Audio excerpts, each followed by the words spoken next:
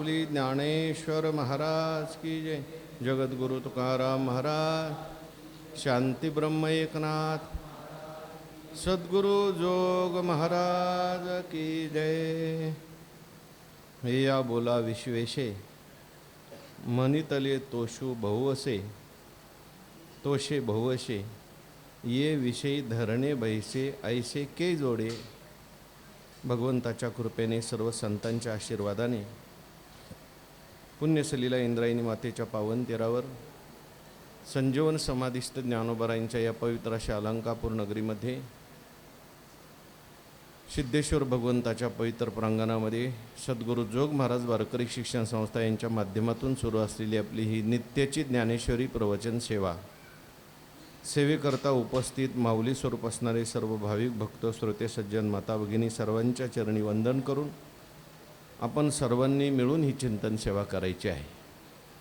भगवान श्रीकृष्ण परमात्मा अर्जुनाचं निमित्त करून दिव्य असा गीतेचा उपदेश करतात आणि हा गीतेचा उपदेश ज्ञानेश्वर महाराजांनी ज्ञानेश्वरीच्या माध्यमातून सुलभ रीतीने आपल्याला सांगितलेला आहे. 18व्या अध्यायाचा विचार सुरू आहे. 18व्या अध्यायातील 300 क्रमांकाची ओवी आपल्याला आज विचारात घ्यायची आहे. भगवान परमात्म्याने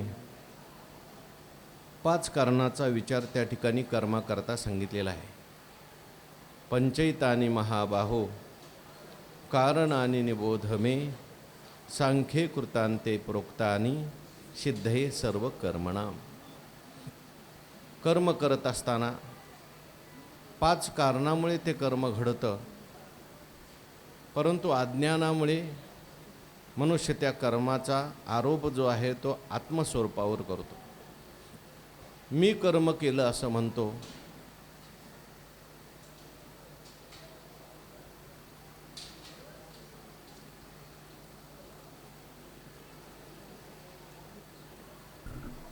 आणि मी करता असं म्हटल्यानंतर मग त्याला दुःख भोगावं लागतं.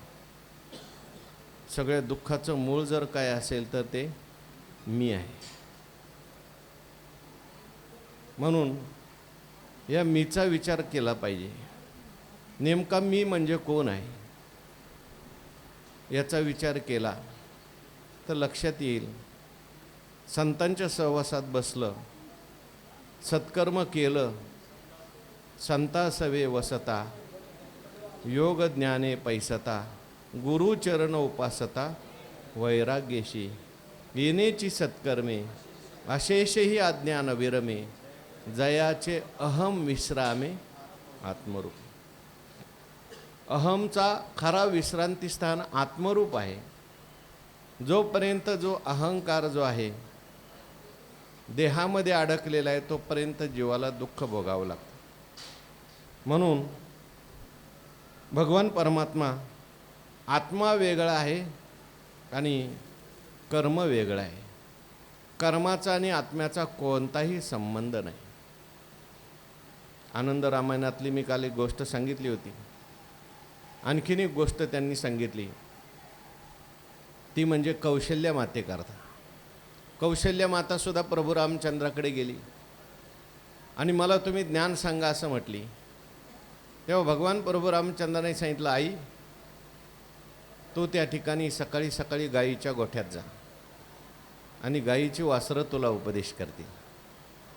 सकाळी सकाळी कौशल्य माता गायीच्या गोठ्यात गेली आणि गायीच्या वासरांच्या मध्ये गेल्यानंतर ती गायीची वासरं जी हांबरत होती त्या हांबरण्याचा ध्वनी तिने ऐकला. अहम्मा, तो हम्मा म्हणतात ना.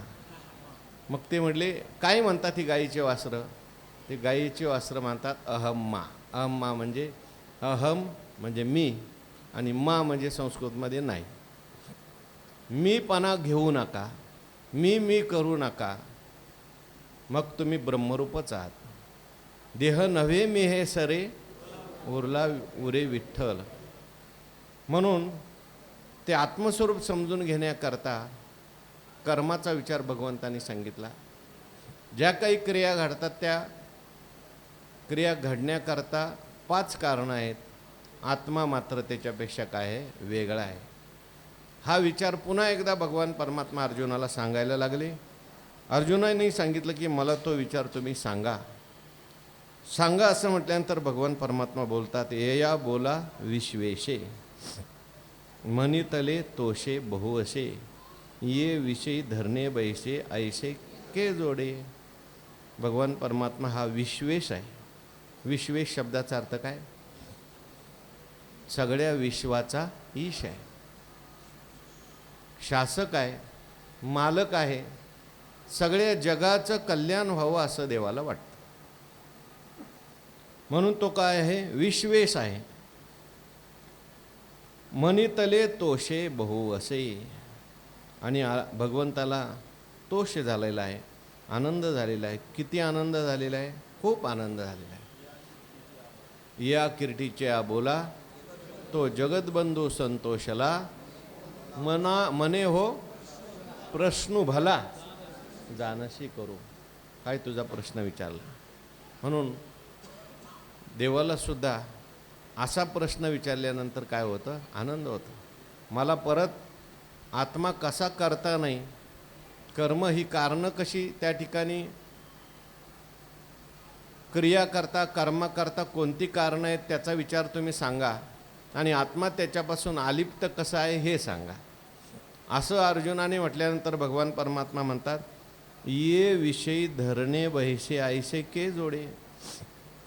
या प्रश्नाविषयी धरणं घेऊन असा प्रश्न विचारतो, ऐकायला बसतो, असा आम्हाला सुद्धा कोणी भेटत नाही. भेटणारे विचारणारे आहेत, परंतु सामान्य प्रश्न विचारणारे आहेत, लौकिक प्रश्न विचारणारे आहेत. पण उद्धाराचा प्रश्न विचारणं, त्यातल्या त्यात आत्म्यासंबंधी विचारणं, असा कोणी भेटत नाही. आत्मस्वरूपाच्या विषयी कोणी ऐकायलाही तयार नाही, कोणी विचारायलाही तयार नाही. पै अर्जुना आम्हाही वाडे कोडे अखंड बोलो आवडे परी काय कीजे न जोडे पुसते ऐशी. देवाला सुद्धा आनंद होतो, कारण ही आत्मचर्चा आहे, आणि आत्मचर्चेमध्ये देवाला सुद्धा आपल्या स्वरूपाचा आनंद मिळतो. परंतु भगवान परमात्मा म्हणतात, काय करणार? हे असं विचारणारं कोणी भेटतच नाही. आणि असं सांगायला लागलं तरी ऐकणारं कोणी भेटत नाही. हो, सांगायला जर लागलं आत्म्याच्या विषयी, लोक झोपा घ्यायला सुरुवात करतात. काय काय लोकांना आत्मा म्हटलं, ब्रह्म म्हटलं, समाधीच लागते लगेच, नको वाटतं हे ऐकायला. परंतु म्हणून तर भगवंताने असं म्हटलं, आश्चर्यवत पश्यति कश्चिदेनम माश्चर्यवत वदति तथैव चान्यः मन्यशृणोति श्रुत्वापेन वेद न चैव कश्चित आश्चर्यो वक्ता कुशलाश्च श्रोता. आश्चर्य आहे परमात्म्याविषयी. त्या ठिकाणी परमात्म्याला पाहणं आश्चर्य आहे, परमात्म्याच्या संबंधी ऐकणं आश्चर्य आहे, आणि परमात्म्याच्या संबंधी बोलणं सुद्धा आश्चर्य आहे. कारण ज्याच्या संबंधी बोलायचं आहे तो असा आहे, तो बोलण्याच्या पलीकडचा आहे. म्हणून बहुतेक याच्या संबंधी कोणी विचारणारा भेटत नाही, ऐकणारा भेटत नाही. आणि आज अर्जुन मात्र याविषयी प्रश्न करतात. ये विषयी धरणे बैसे. धरणे म्हणजे धरणं घेऊन बसलंय, मला तेच पाहिजे, मला तेच सांगा तुम्ही, मला आता दुसरं काय ऐकायचं नाही. म्हणून असं सुद्धा आम्हाला कोण भेटतं? म्हणून तरी अर्जुना निरूपी जेल ते कीर भाषे आतुल परी मेचुये होय जेल ऋणिया तुझं. मी आता तुला निरूपी जेल, तुझी आवड आहे, माझीसुद्धा आवड आहे, आणि म्हणून निश्चित मी तुला ते सांगणार आहे.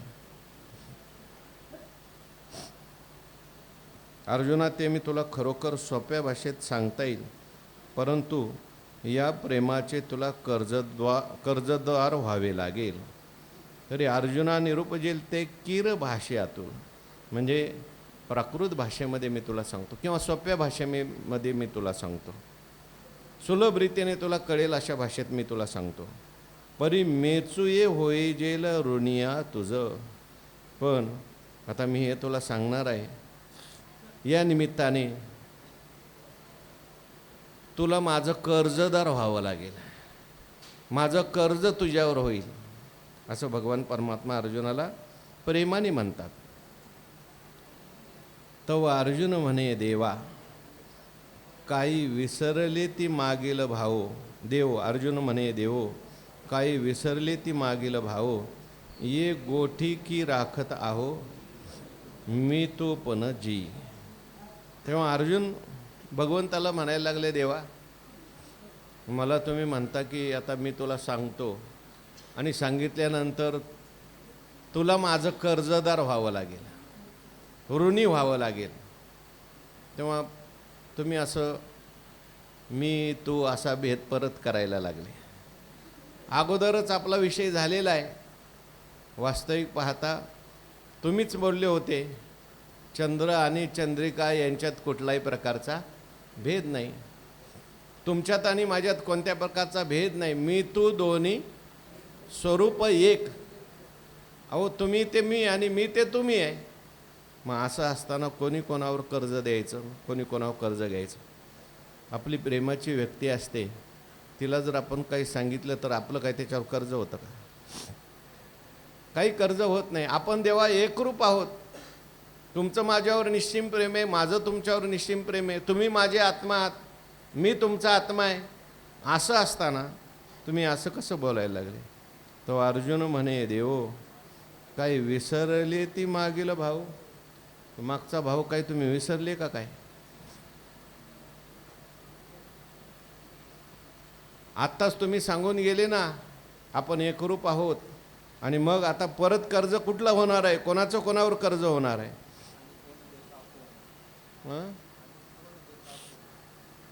आणि कोण देता कोण? तो नर तैसा नारायण.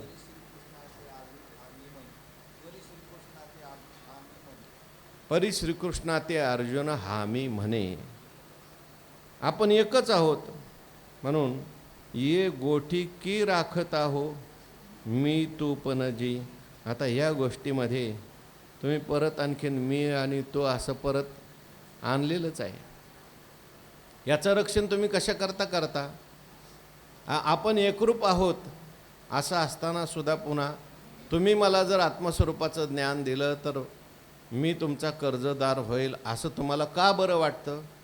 अहो आपण सगळे एकरूपच आहोत.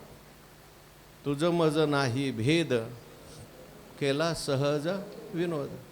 आपला हे विनोद चाललेला आहे, विनोदाची चर्चा चाललेली आहे.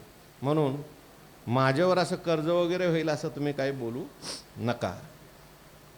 येत श्रीकृष्ण म्हणती हो का, आता अवधानाचा पसरू निका, करून या ऐका पुढारलो ते.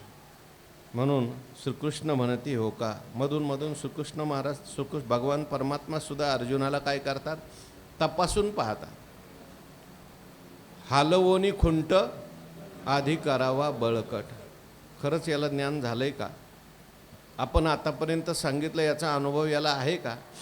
म्हणून भगवान परमात्मा सहज बोलले, आता मी तुला सांगतो पण माझं तुझ्यावर कर्ज होईल बरं का. असं म्हटल्यावर लगेच अर्जुन म्हणला झालं का आता परत कर्जदार हे ते मी तू काही नाही. मी ते तुम्ही आहात, तुम्ही ते मी आहात, आपण एकरूप आहोत. आपला हा विनोद चाललेला आहे. आणि म्हणून श्रीकृष्ण म्हणते हो का, वा वा, बरं बरं ठीक आहे. म्हणजे तुला आता हा बोध चांगला ठसलेला आहे, तुला सगळं व्यवस्थित कळलेलं आहे. म्हणून हो का म्हणतात. बरं तुझा बोध चांगला आहे. आता अवधानाचा पसरू निका. आता तुझं जे अवधान आहे, लक्ष जे आहे ते त्या ठिकाणी विशेष करून विस्तार करून माझ्याकडे ते अवधान लागलं पाहिजे असं कर चांगल्या प्रकारे. तरी अवधान एकले दिजे, मग सर्व सुखासी पात्र होईजे. हे प्रत्युज्ञोत्तर माझे. अवधानाचा पसरू निका, करुनिया ऐका पुढारलो ते. पुढे मी आता सांगणार आहे ते तू आता लक्षपूर्वक सगळं ऐक, सर्वांगाचे कान करून ऐक. कारण आता मी जे सांगणार आहे ते आत्म्याविषयी सांगणार आहे. आणि आत्मा जो आहे तो सूक्ष्म आहे. दृश्यते त्वग्रया बुद्ध्या सूक्ष्मया सूक्ष्मदर्शिभी. परमात्मा स्वरूपाचं चिंतन करण्याकरता मनुष्य एकाग्र पाहिजे. एकाग्र शब्दाचा अर्थ आहे त्याला एकच टोक पाहिजे बुद्धीला. बुद्धीला जर अनेक टोका असतील, थोडा हा विचार आला, थोडा तो विचार आला, तो विचार आला, तर त्या बुद्धीला परमात्मा विषय होणार नाही. म्हणून एकाग्र मन करून त्या ठिकाणी मनाचे काने ऐकावे, बोल बुद्धीच्या डोळा देखावे, साठो वाटी घ्यावे चित्ताचे. या सर्वांगाचे मनाच्या कानाने ऐकायचे. म्हणून नीट लक्ष देऊन ऐक.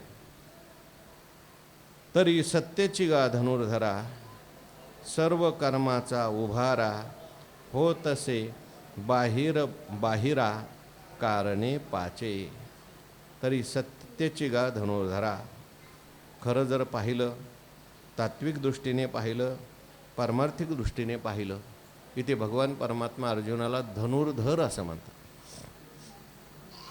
ओवीत आलेलं जे काही संबोधन असतं अर्जुना करता, ते त्या ओवीचा अर्थ लक्षात घेऊन संबोधन दिलेलं असतं. ज्याप्रमाणे एखादा धनुर्धर असतो तो बरोबर आपल्या लक्ष्याकडे आपली दृष्टी ठेवतो. अर्जुनाच्या बाबतीमध्ये आपण पाहिले, धनुर्विद्या शिकत असताना द्रोणाचार्य विचारायचे, इतरांनाही विचारायचे, तुम्हाला काय दिसतंय? धनुर्विद्या शिकवत असताना लोक म्हणायचे झाड दिसतंय, झाडाच्या आजूबाजूची माणसं दिसतात, त्या झाडावर बसलेला पक्षी दिसतोय. अर्जुनाला विचारलं तुला काय दिसतंय? अर्जुन म्हणायचा मला फक्त पक्ष्याचा डोळा दिसतोय, बाकी मला दुसरं काही दिसत नाही. याला म्हणायचं धनुर्धर. तसं इकडे परमार्थामध्ये फक्त त्याला देव दिसतो, आत्मा दिसतो, बाकीचं काही दिसत नाही. त्याला आत्मस्वरूप प्राप्त होतं. यम एव एषः वृणुते तेन लभ्या नायम आत्मा प्रवचनेन लभ्या न बहुना श्रुतेन. आत्मा जो आहे कोणाला प्राप्त होतो? उपनिषद सांगतं, नुसतं प्रवचन करून प्राप्त होत नाही, खूप ऐकलं तर प्राप्त होत नाही. यम एव एषः वृणुते. जो त्या आत्म्यालाच वरतो, मला दुसरं काही नको, मला आता फक्त देव पाहिजे, मला आता आत्मा पाहिजे, मला परमात्मा पाहिजे, अशा जसा ज्याला ध्यास लागतो, काय मी उद्धार पावेन, काय कृपा करील नारायण, त्याला आत्मा सहज प्राप्त होतो. त्या अखंडानंद स्वामी त्यांच्या चरित्रामध्ये असं आलंय, कोणीतरी एक सज्जन एका महात्म्याकडे गेलं, म्हटलं मला देव कधी भेटेल? तेव्हा ते म्हटले हा प्रश्न म्हणजे तुझा स्थायीभाव झाला पाहिजे. जेव्हा तू झुडपांना विचारशील मला कधी भेटेल, पुसावेशे हेची वाटे जे जे भेटे तयासी, देव कृपा करील मज काही लाज राखेल, त्यावेळेस तुला परमात्मा स्वतः प्रगट करून दाखवील. त्या दिवशी सांगेल मी असा भेटतो म्हणून. पण तो स्थायीभाव झाला पाहिजे. म्हणून सत्तेची धनुर्धरा, तू धनुर्धर आहेस, तुझं लक्ष तिकडे असलं पाहिजे. आणि खरं पाहिलं तर खरोखर यथार्थतेने सांगायचं झालं तर सर्व कर्माचा उभारा, सर्व कर्म जे आहेत ती उभी राहतात, कर्म घडतात. कुठं घडतात? हो तसे बाहिर बाहिरा कारणे पाचे. बाहेरच्या बाहेर असलेल्या 5 कारणांनी या कर्माचा उभारा होतो. आत्मा जो आहे तो आतमध्ये आहे. ही सगळी कर्म काय आहेत? बाहेर आहेत. बाहेर आहेत म्हणजे आत्मा सगळीकडे नाही असं नाही बरं का, सर्वत्र व्यापक आत्मा आहे. परंतु आत्म्याच्या दृष्टीने ही कर्माची कारणं ही सगळी काय आहेत? बाह्य आहेत. काय? इंद्रियानी पराण्याहू इंद्रियेभ्य परम मनः मनसस्तु परा बुद्धी यो बुद्धे परतस्तु सा. इंद्रियानी परानी आहू म्हटलेलं आहे. इंद्रिये जे आहेत पर आहेत. हा कसा आहे? अपर आहे. इंद्रियानी परानी आहू इंद्रियभ्य परम मना. इंद्रियाच्या पलीकडे काय आहे? मन आहे. मनाच्या पलीकडे काय आहे? बुद्धी आहे. आणि बुद्धीच्या पलीकडे यो बुद्धे परतस्तु सहा. ही सगळी दृश्य आहेत. आणि परमात्मा काय आहे? या सगळ्यांचा द्रष्टा आहे. ज्यावेळेस आपण एखादा पदार्थ पाहतो, आता माझ्या हातामध्ये फुलाची माळ आहे, ही काय आहे? दृश्य आहे. हिला पाहणारा डोळा काय आहे? द्रष्टा. पण डोळा तरी खरा द्रष्टा आहे का हो? डोळासुद्धा मला कळतो, पहिलं माझं डोळ्यांनी चांगलं दिसत होतं, मला आता चांगलं दिसत नाही म्हणतो. याचा अर्थ मी डोळ्यांना पाहिलं, डोळ्याहून मी वेगळा आहे. डोळ्याला पाहणारं कोण आहे? मन आहे. पण मन तरी कायमचा द्रष्टा आहे का? मनाला सुद्धा पाहणारी कोणतरी आहे. सकाळी माझं मन शांत होतं, कीर्तनात बसल्यावर शांत होतं आणि बाहेर गेल्यावर मन पळत राहतं. म्हणजे मन सुद्धा दृश्य आहे. त्याला मनाला पाहणारा दुसरा द्रष्टा आहे, बुद्धी दृष्टा आहे. बुद्धीला सुद्धा पाहणारे आपण आहोत. असा द्रष्टा आहे तो की सगळ्यांना पाहतो, त्याला मात्र कोणी पाहू शकत नाही. म्हणून त्याला म्हटले अदृष्ट द्रष्टा. तो कसा आहे? अदृष्ट द्रष्टा आहे. तो कधी दृश्य होत नाही. दृश्यपणे देखिजे का ज्ञेयत्वे जाणीजे अमुक ऐसे म्हणिजे ते जे नव्हे. त्याला अमुक असं म्हणता येत नाही. दृश्य त्याला कधी पाहता येत नाही. म्हणून असा जो द्रष्टा परमात्मा आहे तो सगळ्याच्या पलीकडचा आहे. हे सगळं बाहेर बाहेर चाललेलं आहे. आणि पंच हो तसे बाहेर बाहिरा कारणे पाचे. ही कारणं, 5 कारणं जी पुढे भगवान सांगणार आहेत. अधिष्ठानम तथा कर्ता करणंच पृथक विधम विविधाश्च पृथक चेष्टा दैवम चैवात्र पंचमम. ही सगळी 5 कारणं जी आहेत ना, बाहेर बाहेर सगळं चाललं आहे यांचं काय. आत्मा जो आहे तो यापासून काय आहे? निराळा आहे, अंतरंग आहे, आत आहे. आणि आत्मसत्तेने ही कारणं जे आहेत कर्म करतात, परंतु हे सगळं बाहेर बाहेर चाललेलं आहे. आत्म्याचा आणि याचा काही संबंध नाही. आणि पंचकारण दळवाडे जे कर्माकार मांडे हे हेतू तो उघडे 5 आथी. पंचकारण दळवाडे, पंचकारणांचा समुदाय. हे सगळे एकत्र येऊन कार्य करतात. कर्म करण्याकरता समुदाय कारणीभूत आहे. तो पंचकारणांचा, 5 कारणाचा समुदाय कारणीभूत आहे. जेही कर्माकार मांडे, ज्यांच्याद्वारे कर्माचा आकार मांडला जातो. जेवढी काही कर्म घडतात, पुढे भगवान परमात्मा सांगतात. पुढचा श्लोक जो आहे काय? न्यायम वा विपरीतम वा पंचेते तत्स शरीरवाङ्मनो भीर्यत कर्म प्रारभते नरहा न्यायम वा विपरीतम वा पंचेते तशेत.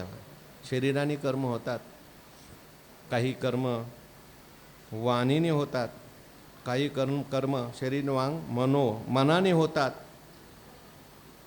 शरीर वांग मनोभी यत्कर्म प्रारभते नरा. शरीराने, मनाने, वाणीने जे जे काही कर्म मनुष्य करतो, न्याय्यम वा विपरीतम वा, न्याय्य असू द्या किंवा अन्याय्य असू द्या, ह्या सगळ्याला पंचेते तस्य हेतवा, 5च कारणं आहेत. म्हणून कर्माकार मांडे, त्या ठिकाणी जे कर्माकार मांडे ते हेतू तव उघडे 5 आथी. त्या ठिकाणी हे उघड त्याचे 5 कारणं आहेत. कर्म जे आहे, कर्माला असलेले 5 हेतू आहेत, कारण आहेत. मग आत्मा कारण नाही का? नाही म्हणतात. आत्मा कसा आहे? ते 306 ओळीमध्ये सांगितलंय. वाचा सगळ्यांनी ओवी.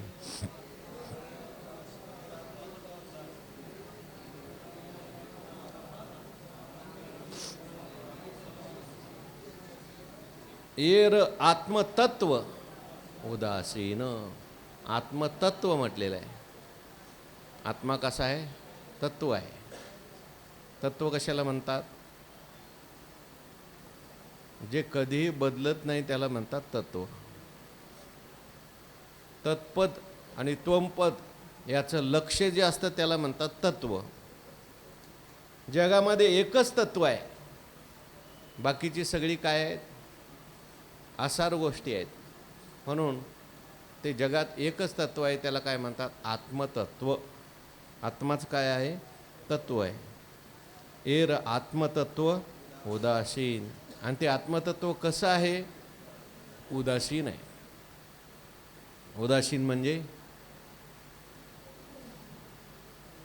ते काही करत नाही आणि ते काही करवत नाही.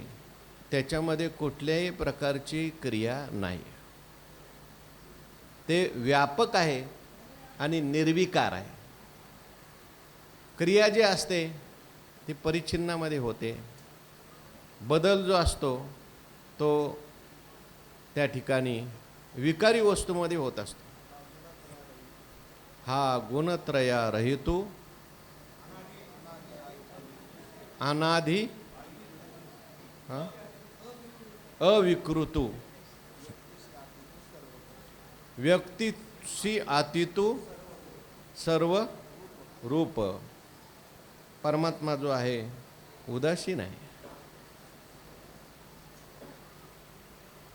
तो काही करतही नाही, तो काही करवतही नाही. कुटस्थ निर्विकार ज्याला म्हणतात, त्याच्यामध्ये कुठल्याही प्रकारची काही बदल होत नाही. आत्मतत्व जसंच्या तसंच राहतं. म्हणून ते कुठल्याही कर्माचं फळ नाही.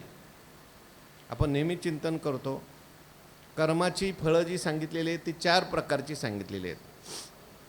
कर्म केल्यानंतर कुठल्या तरी एखाद्या वस्तूची प्राप्ती होते.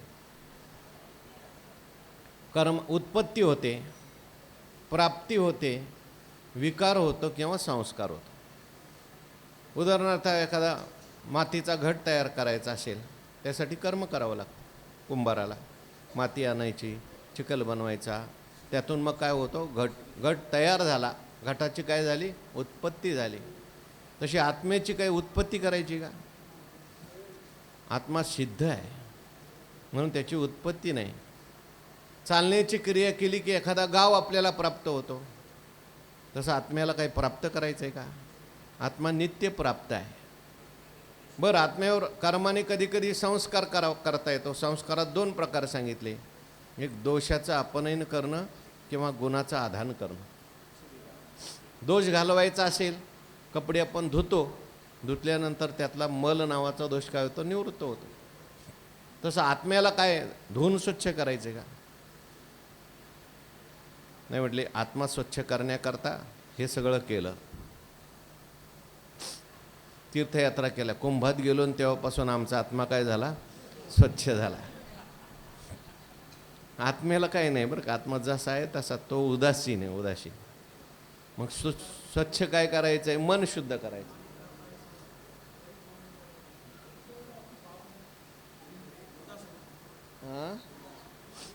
आणि करता ऐसा म्हणिपे तरी कवने कर्मे न शिंपे. हातू पावन लिंपे उदास वृत्तीचा. म्हणून ज्यांना आत्मस्वरूपाची प्राप्ती झाली ते सुद्धा उदास असतात. उदास असतात याचा अर्थ ते हसतच नाहीत कधी, असं नाही बरं का. रडतच असतात. भक्त ऐसे जाना जे देही उदास. उदासीनाचा देह ब्रह्मरूप. नाही पुण्य पाप लागत त्या. तो उदासीन झाला. उदासीन झाला म्हणजे आत्मस्वरूपामध्ये स्थित झाला. तरी जो ह्या देहावरी उदास ऐशया परी ओखिता जैसा बिढारी बैसलासे. म्हणून तो परमात्मा स्वरूपामध्ये स्थित झाला, कारण आत्मतत्व उदासीन, ते उदासीन आहे.